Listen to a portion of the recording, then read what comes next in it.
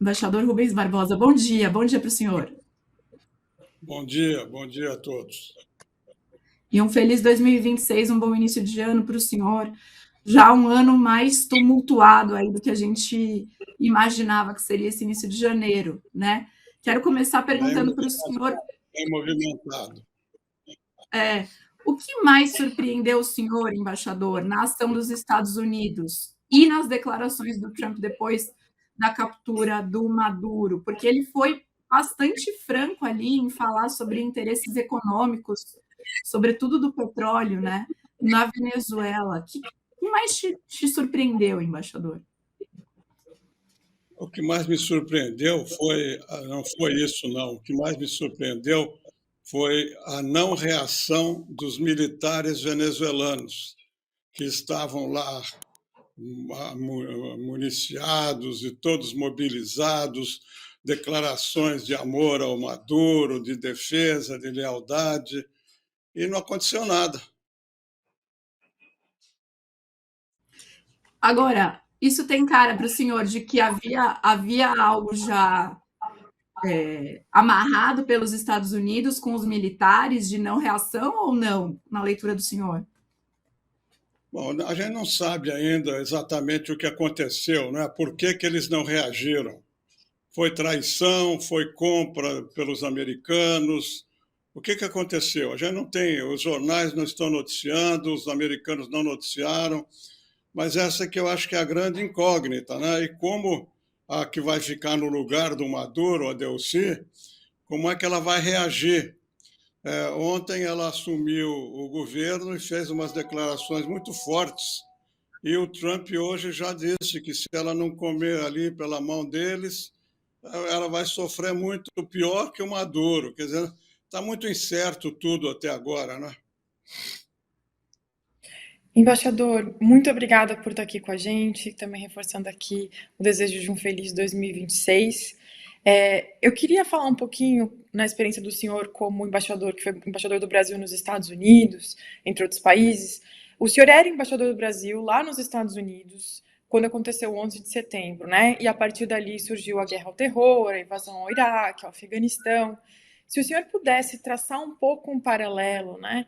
O que tem de diferente no planejamento e na execução por parte dos Estados Unidos nesses casos e agora? Porque o Trump foi muito firme ali, horas depois da ação, logo depois de dizer que capturou Maduro, em dizer nós governaremos a Venezuela. E a gente não tem visto isso acontecer.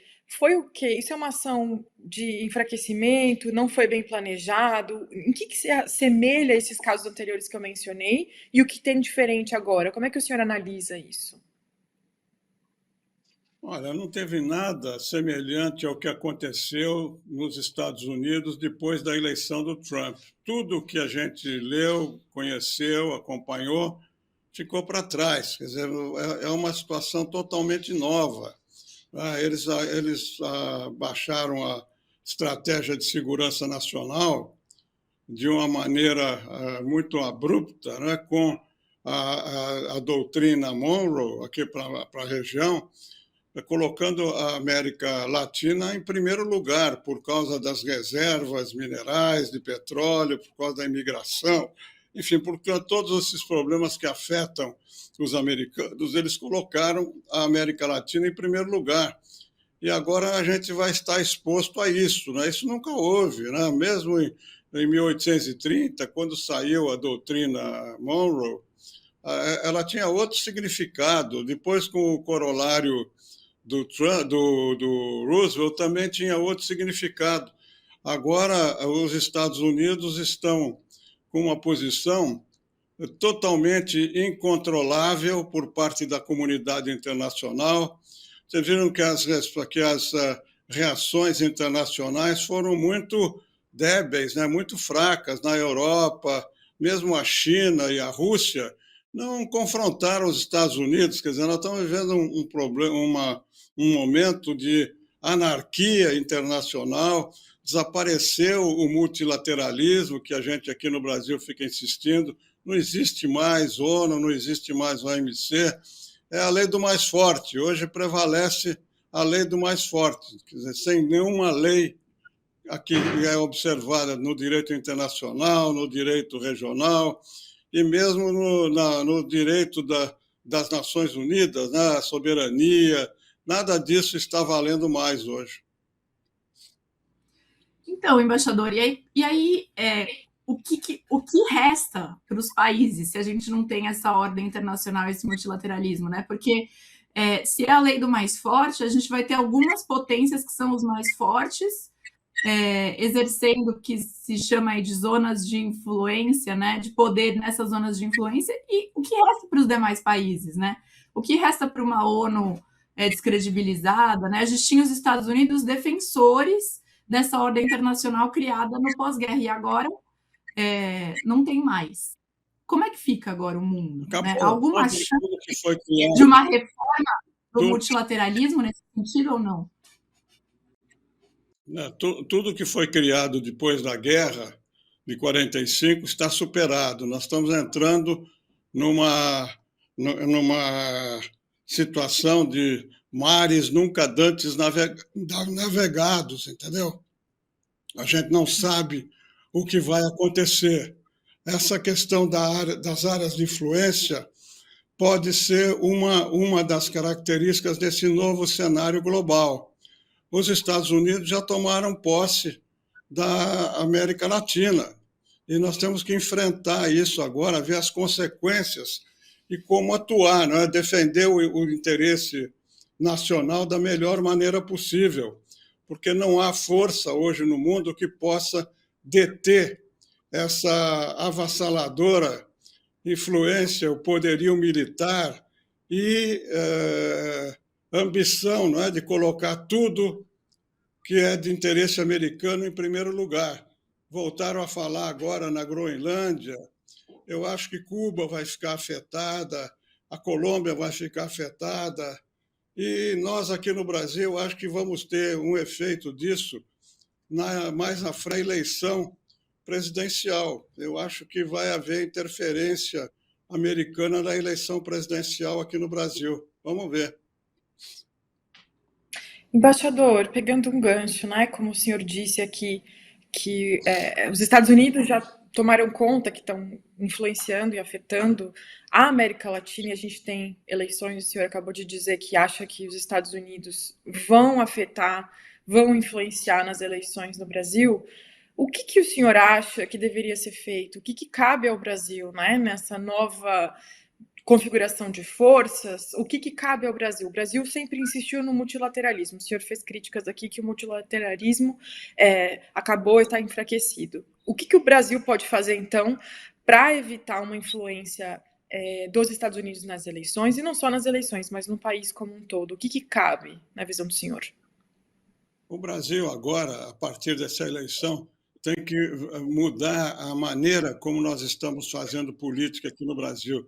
Nós temos que ter uma previsibilidade nos próximos anos, temos que ter uma estratégia, temos que fortalecer o país. O Brasil hoje é um país vulnerável em muitas áreas, na área da defesa, na área do comércio exterior, na área da educação, na área da tecnologia. Isso tudo é uma herança, né, que vem dos últimos 20, 30 anos, em que o Brasil abandonou totalmente o seu planejamento. Eu acho que, enquanto nós não temos força, né, para nos opor a nada disso que está acontecendo, o Brasil não tem cacife. Você vê que o Brasil está propondo uma mediação com a Venezuela e não tem nem resposta. O Brasil fala do multilateralismo, ninguém está prestando atenção no que o Brasil está falando, entendeu? Então, nós temos que repensar tudo, nós temos que ver como defender o interesse nacional em cada caso, entendeu? Como vamos defender o interesse nacional com as terras raras, com os minérios estratégicos, como nós vamos defender o interesse nacional, porque há um mínimo de negociação, como nós estamos vendo com a Venezuela, mesmo atacando a Venezuela, atacando a soberania da Venezuela e dizendo que vai governar o país, dificilmente eles vão governar o país, não é possível governar o país de Washington, não é? Eles vão ter que negociar. Então, nós temos que estar preparados para negociar a melhor maneira possível para defender o interesse brasileiro. Ô, embaixador, e uma última pergunta minha aqui. Como que o senhor vê o posicionamento de políticos brasileiros de direita comemorando o que os Estados Unidos fizeram na Venezuela e dizendo que é uma vitória para a Venezuela? Pois é, isso é parte desse problema que eu mencionei. Nós temos que, como mudou tudo no mundo, nós temos que ver como melhor pode o Brasil defender o seu interesse. Aqui no Brasil, nós temos uma divisão do país muito acentuada, uma polarização, não é? A direita, a esquerda. Eu acho que está chegando o momento da gente ter que superar isso, porque não interessa ao Brasil comemorar uma intervenção externa contra a soberania de outro país. Como também não interessa ao Brasil que um governo de esquerda se torne uma ditadura que afete os interesses da população da Venezuela. Nós temos que encontrar um caminho daqui para frente em que essa divisão do país, essa polarização, essa radicalização fique superada, porque senão nós vamos ter uma situação muito mais complicada agora que tem essa potência que por algum tempo ainda, não sei quanto tempo vai demorar isso, mas nós temos que ser realistas e reconhecer que o poder hoje está todo na mão dos americanos, o poder de polícia, o poder militar, o poder de intervenção, eles estão fazendo o que eles querem porque eles estão como poder incontrastado hoje. Você vê o que está acontecendo na guerra da intervenção deles na guerra da Ucrânia, a intervenção em Gaza, quer dizer, agora ameaçando de novo atacar o Irã. Quer dizer, então, nós não temos meio de nos opor a isso e temos que defender o interesse, por isso que eu insisto, nós temos que olhar para dentro e defender o interesse brasileiro da melhor maneira. E, para isso, essa polarização, essa divisão não é favorável, não é positiva na defesa do interesse brasileiro. Embaixador, uma última pergunta para encerrar e voltando um pouquinho na visão dos Estados Unidos, né? O senhor bem colocou aí a questão, né, do quanto os Estados Unidos têm se valido da força, a dificuldade de outros países ou do multilateralismo de se opor. Agora, o Trump foi eleito com um discurso de que era America First e que era com uma crítica muito forte do eleitorado americano sobre essas ações dos Estados Unidos em outros países, né? Um certo esgotamento. De que forma que isso pode prejudicar o Trump internamente? Ou isso é uma ação dele de um governo enfraquecido que não tem muito o que solucionar dentro dos Estados Unidos e atacar alguém como Maduro, por exemplo, é um alvo fraco, né? Já que poucas pessoas vão se levantar no mundo para defender o Maduro depois de tudo que ele fez na Venezuela. Então, como que o senhor acha? Isso daí é essa demonstração de força é, na verdade, o enfraquecimento do Trump? E como isso enfraquece ou de que forma que isso se manifesta na política doméstica americana? Bom, essa ação deles na Venezuela está sendo muito contestada pelo Partido Republicano no Congresso. Eles estão vendo como ilegalidade isso que está sendo feito. Vamos ver o que vai acontecer politicamente. Eu acho que a gente vai ter que aguardar a eleição do meio do mandato, né, no ano que vem, esse ano, agora em 2026, para saber quanto ele está enfraquecido. Claro que ele está perdendo força, mas ainda ele tem o controle completo da situação nos Estados Unidos. Nós vamos ter que aguardar o resultado dessas eleições de novembro próximo.